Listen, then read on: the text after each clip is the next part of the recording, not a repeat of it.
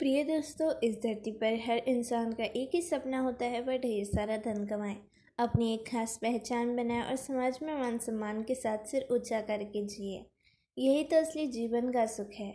इसलिए आज मैं आपके लिए लेकर आई हूँ भगवान श्री कृष्ण द्वारा बताए गए 7 अनुकूल सूत्र, जो अगर आपने अपने जीवन में अपना लिए तो समाज में आपकी इज्जत और प्रतिष्ठा दिन दुगनी रात चौगुनी बढ़ जाएगी। ये बातें न केवल आपके व्यक्तित्व को निखारेगी बल्कि आपको एक बेहतर इंसान भी बनाएगी। मेरे प्यारे मित्रों, इन अनमोल बातों को ध्यान से सुनिए और अपने जीवन में उतारिए। मैं दिल से आग्रह करती हूँ कि इस जानकारी को अपने दिल से जुड़िए। अगर आपको यह बात पसंद आए तो कृपया इस वीडियो को एक प्यारा सा लाइक ज़रूर करें और कमेंट में जय माँ लक्ष्मी लिखकर आशीर्वाद प्राप्त करें। तो चलिए बिना देर किए जानते हैं वो 7 अनमोल बातें जो आपकी ज़िंदगी बदल सकती है।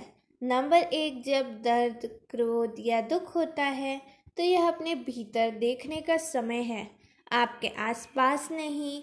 इसी प्रकार अगर जीवन में किसी व्यक्ति से 2 या 3 धोखा मिले तो याद रखना दोस्तों, तो गलती उसकी नहीं बल्कि आप है। नंबर 2, श्री कृष्ण कहते हैं जिस संगत वैसी रंगत। इस पृथ्वी पर मनुष्य जैसे लोगों के साथ रहता है वैसे ही बन जाता। जी हाँ दोस्तों, संगत को लेकर भगवान श्री कृष्ण ने बड़ी स्पष्ट बात कही है। हमेशा अच्छे लोगों से मित्रता करनी चाहिए। इंसान के जीवन में वह कैसा है इसका पता इससे भी चल जाता है कि वह किन लोगों के साथ रहता है। मित्रों, अगर आपकी संगत अच्छी है तो आपको भी सम्मान मिलेगा। नंबर 3, जब आप यह सोचते हैं कि आप जैसे है उसके लिए कोई दूसरा जिम्मेदार है, तब तक आप वैसे नहीं बन सकते जैसा आप बनना चाहते हैं। साथ ही किसी पर आंख बूंद कर भरोसा करना आपके जीवन में बहुत सारी परेशानियां आ सकती है। नंबर 4, जीवन का लक्ष्य मुक्ति है, ना कि नियंत्रण या सत्ता।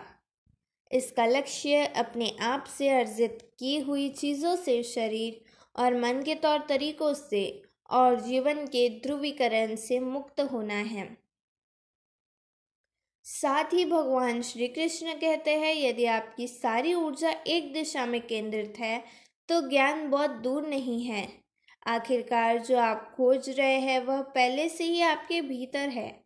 नंबर 5, भगवान खुद सबका ख्याल रखने के लिए नहीं आ सकते, इसलिए उन्होंने पिता को इस दुनिया में भेज दिया।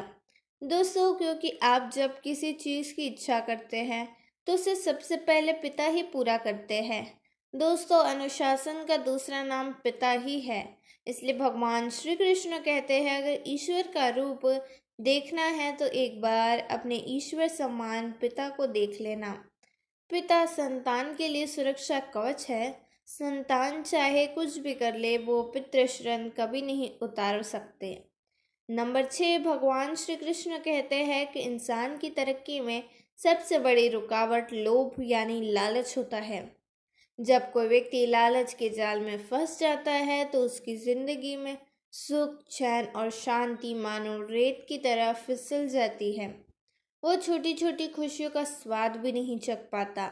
लालच में अंधा व्यक्ति अपने स्वार्थ की पूर्ति के लिए सही गलत की परवाह किए बिना ऐसे काम कर बैठता है जो ना जाने उसके आत्मसम्मान के लिए सही होते और न ही समाज के लिए। धीरे धीरे वह इंसान अंदर से खोखला हो जाता है और चाहे जितना भी कोशिश कर ले दोबारा सम्मान और सफलता की ऊंचाइयों तक नहीं पहुंच पाता।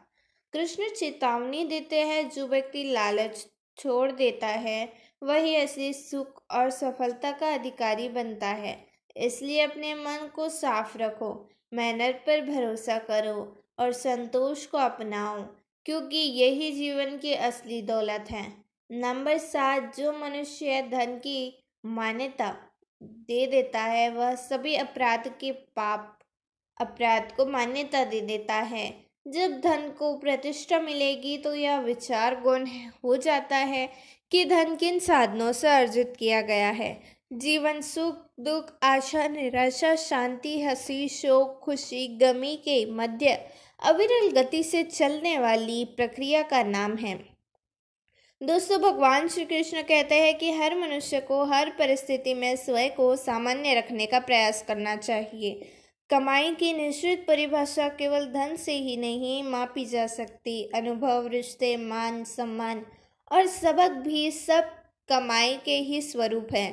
तो प्रिय मित्रों, भगवान श्री कृष्ण ने इन अमूल्य बातों को अपने जीवन में उतारिए और देखिए कैसी आपकी ज़िंदगी में सुख, शांति और सम्मान की बारिश होने लगती है। याद रखिए, जो लालच छोड़कर सच्चाई और मेहनत की राह पर चलता है वही असली विजेता बनता है। अगर आपको यह ज्ञानपूर्ण बातें पसंद आई हो तो दिल से इस वीडियो को एक लाइक करें, अपने दोस्तों और परिवार के साथ ज़रूर शेयर करें और कमेंट में हरि ओम लिखकर भगवान का आशीर्वाद प्राप्त करें। फिर मिलेंगे ऐसी ही प्रेरणादायक बातों के साथ। तब तक के लिए मुस्कुराते रहिए, खुश रहे और जीवन में आगे बढ़ते रहे। जय श्री कृष्णा।